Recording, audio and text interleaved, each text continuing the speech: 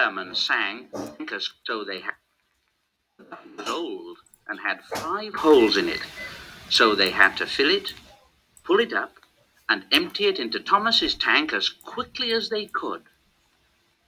Thomas's fireman sang, "There's a hole in my bucket, dear Liza, dear Liza."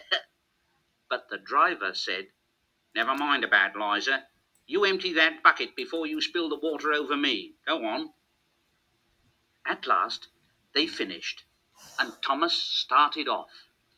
"Shh, shh, that's good. Shh, shh, that's good. Shh, shh, that's good. Shh, shh, that's good. Shh, shh, that's good."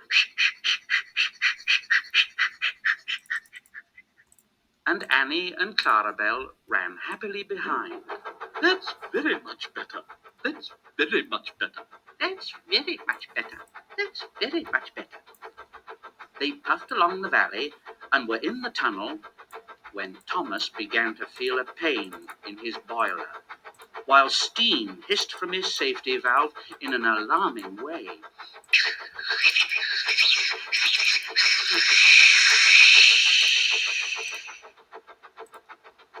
Thomas's driver said, "Oh, there's too much steam." And the fireman opened the tap in the feed pipe to let more water into the boiler, but none came. Thomas groaned. "Oh, oh dear, oh dear, I'm going to burst.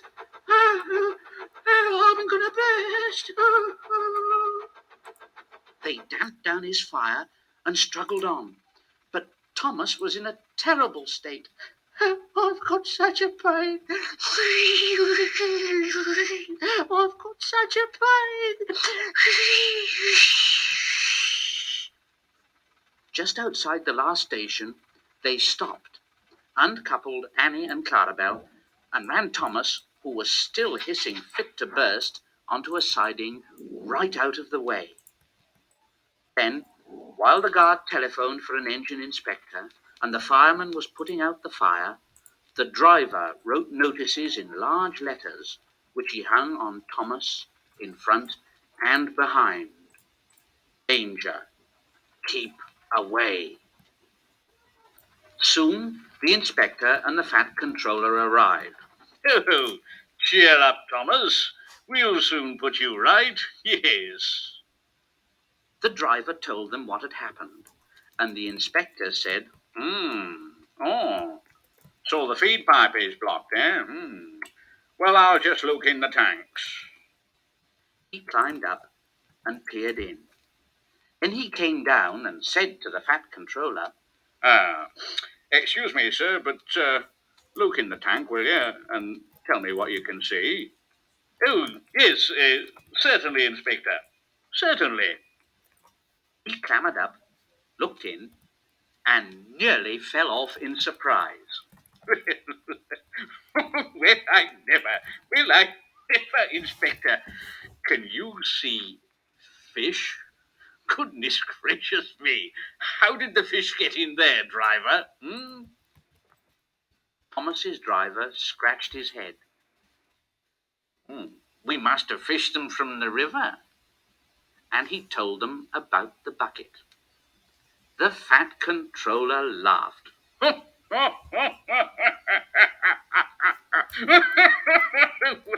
Thomas, oh dear, so you and your driver have been fishing, eh? But fish don't suit you, do they? No, we must get them out." So the driver and the fireman fetched rods and nets, and they all took turns at fishing in Thomas's tank. When they'd caught all the fish, the station master gave them some potatoes. The driver borrowed a frying pan, while the fireman made a fire beside the line and did the cooking. Then they all had a lovely picnic supper of fish and chips. The fat controller finished first. Yes. That was good. Very good indeed. But fish don't suit you, Thomas, do they? So you mustn't do it again." And Thomas said, "No, sir, I won't. Engines don't go fishing. It's too uncomfortable."